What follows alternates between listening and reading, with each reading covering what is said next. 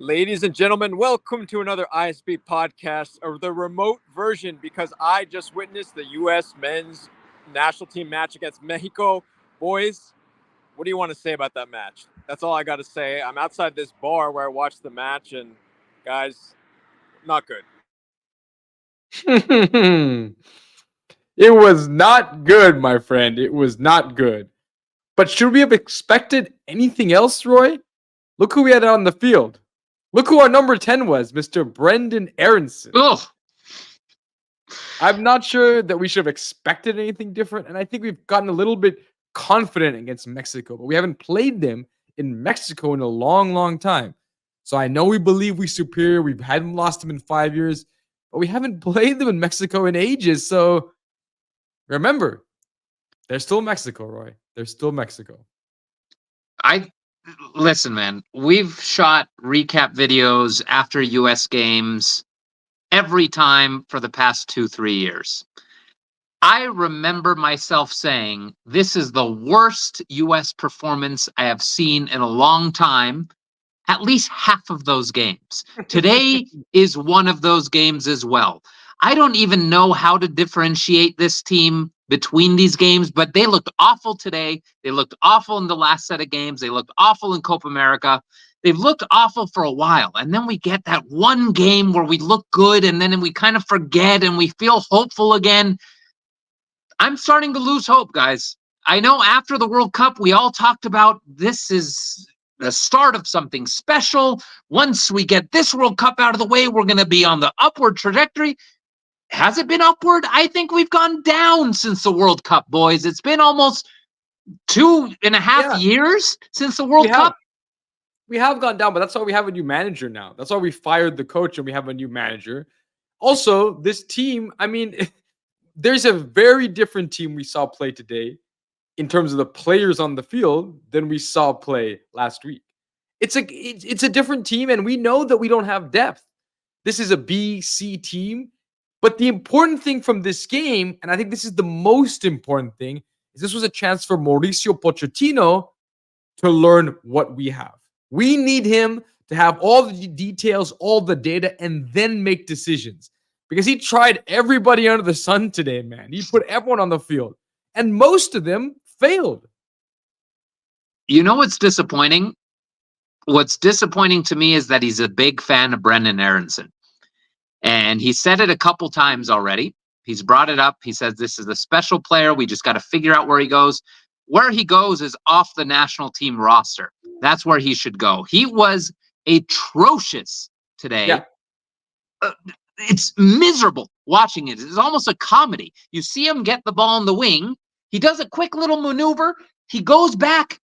He pretends he's going to cut it inward, but he never does. He passes it back 100% of the time, or he loses it. That's what he did all game. You're right, but I understand what he's seeing, because if you look at the two best chances the U.S. has created over the course of this window, the goal in the last game against Panama, that's off of Aronson touch back to Pulisic. And then today, the Vasquez chance was again an Aronson little slip ball. I'm not saying he was good. I agree with you, he was very bad. And he needs to understand that you have to value possession. You can't, every time you're on the ball, it can't be going forward. It can't be helter-skelter every single time. It looks like his wheels are about to fall off every time he's on the ball.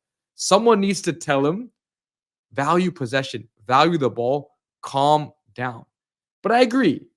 The thing is, let Pochettino figure it out. Let him find his players. Let him figure out, expand the pool a little bit, bring in who he wants. He doesn't know his guys yet. He's just throwing out some ideas. He's throwing some darts at a board. Did anything stick for you? Both of you, did anybody stick for you in this game? No. Only Zendejas, but mildly so.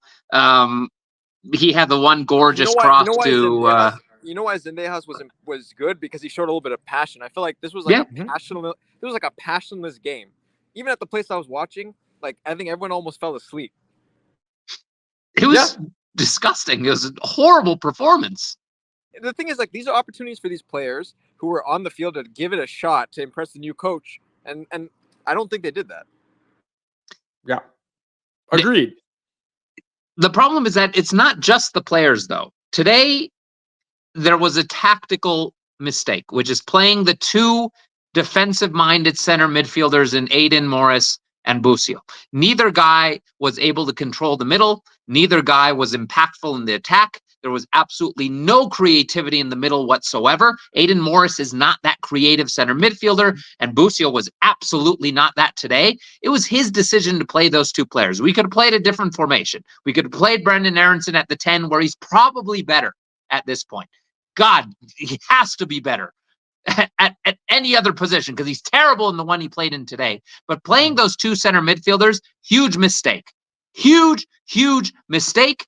And Josh Sargent, man, I was so excited to see this guy in this camp because we just haven't seen him in a while. He's been killing the championship, and he was a nightmare. He was an absolute nightmare. He didn't touch the ball. And when he touched the ball, he did nothing with it.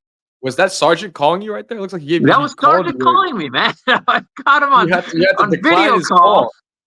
He's calling to apologize for what the heck he did today. Here's the thing, guys. I think that it's early, right? And the point is, yes, I agree with you. He got the lineup wrong in the midfield. But what does he know at this point about Busio?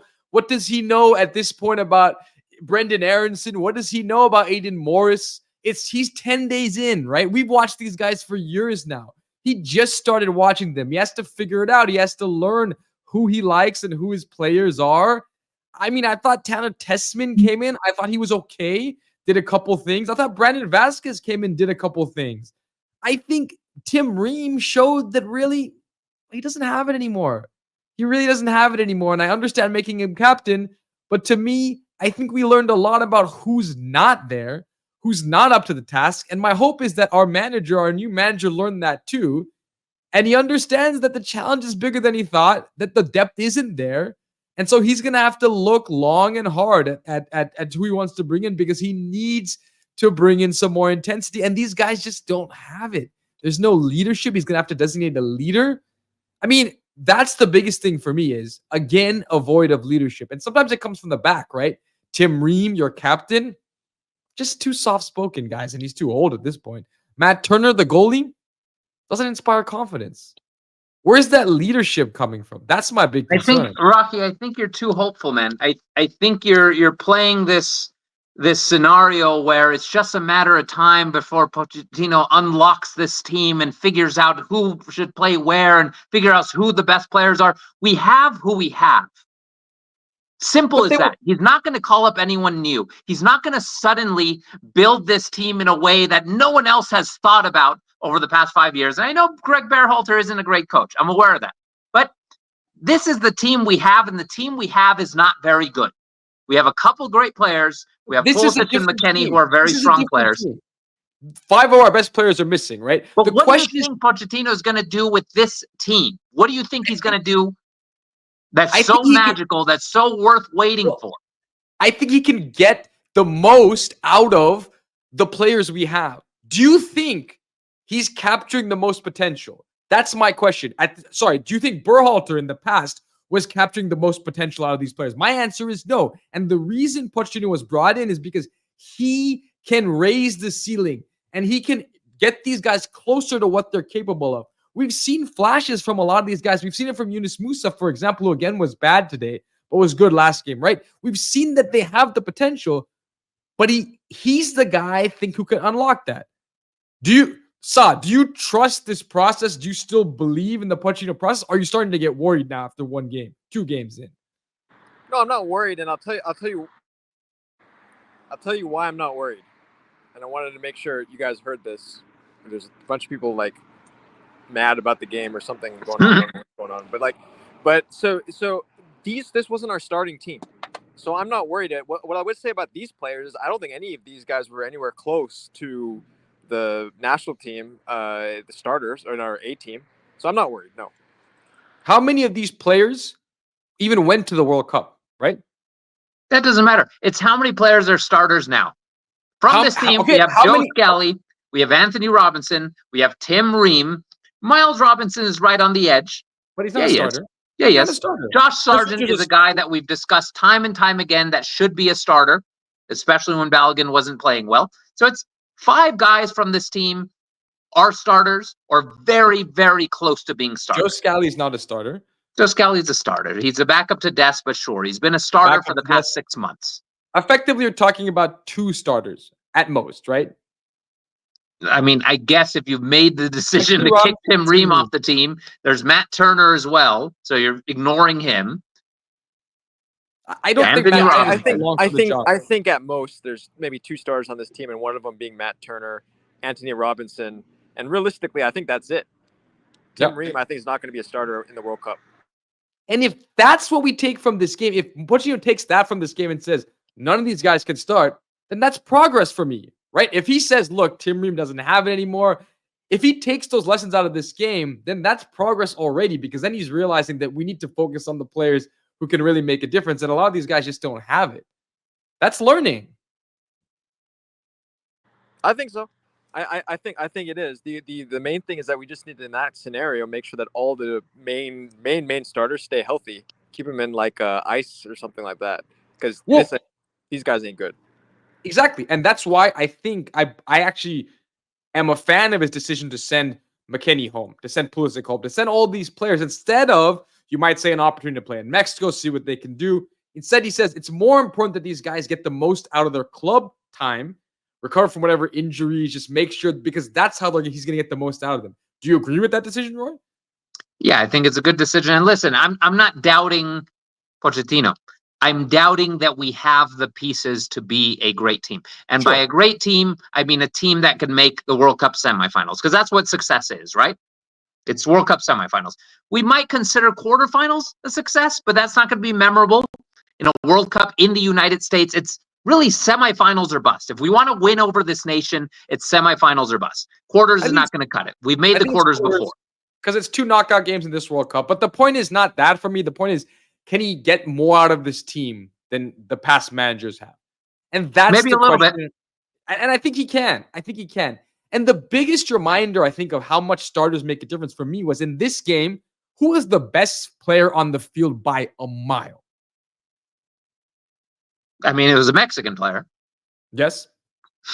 That's correct. So, very good. Good job, Roy. Raul Jimenez? Yeah, of course. It was even a question as Raul Jimenez.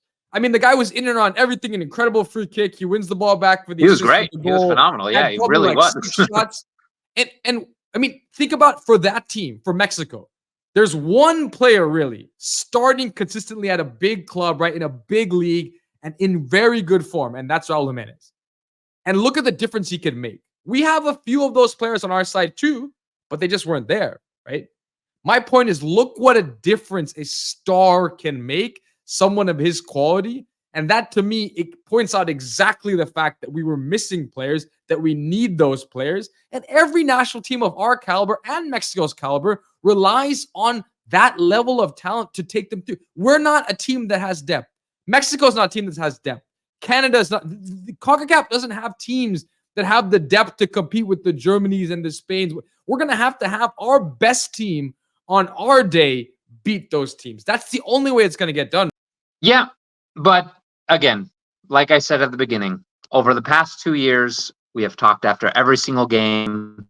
It's been line by line, the same conversation, whether it's the A team or not. This is a systemic issue. This isn't about A versus B. Tell me right now, Rocky, do you think, historically speaking, over the last 2 years, A team has performed that much better over our B team? The answer is no. Yeah. No, come on, don't be like that. So you're telling me right now that you have not been mostly disappointed with the A team's performances over the past year and a half? I have been, of course, but they've been better than the B team. I mean, if I disappoint with the A team, I've been distraught with the B team and sickened by the C team. So yeah, the A team is better, 100%. I feel like this debate could go on and on and on. I think you guys are. It'll be really interesting to see what kinds of. It'll be really interesting to see what other fans think about. Are they in Rahi's camp or in Roy's camp? That's what I want to know. What camp are you in? I think they're going to say Rocky's camp. Because my camp is pretty pessimistic. I think the issue with Roy's camp, and I'm going to be brutally honest, is we can't fix a systemic issue. Unfortunately, that's not a solution. So you got to tell me, what are we going to do based on what we have at hand? And I think that's something that we need to talk about. So maybe we do that in the next video. So, you know what? I'm going to let you guys take it away. You guys can close this video out. Listen to that voice of reason. Listen to our host. Look at how he comes in and offers that brilliant perspective, Roy. Gotta say.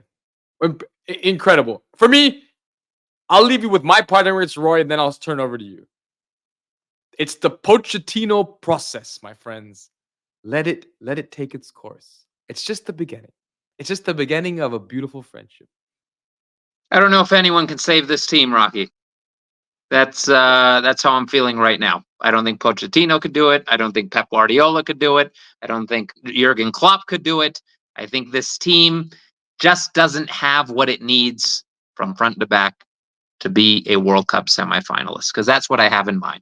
The team I saw today is not a World Cup semifinalist. The team I saw over the past 2 years is not a World Cup semifinalist. And I don't think we're really on that path. We'll see. Let's give Pochettino some time. Let's give him 6 months.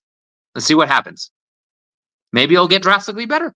Maybe you're right. Maybe it'll get so much better that we start to believe again. I don't know. Anyone can do it, Roy. An Argentinian can do it, wouldn't you say? That's very true. You finally made a good point. There we go. All right, Roy. I'll let you take us away because you're full of negative emotions, but I think you have to end with some positivity because a positive Roy is what we all need in the world. Yeah. All right. I'm going to say, vamos USA, vamos Pochettino. I don't believe right now, but I want to believe. We just need some hope. Vamos.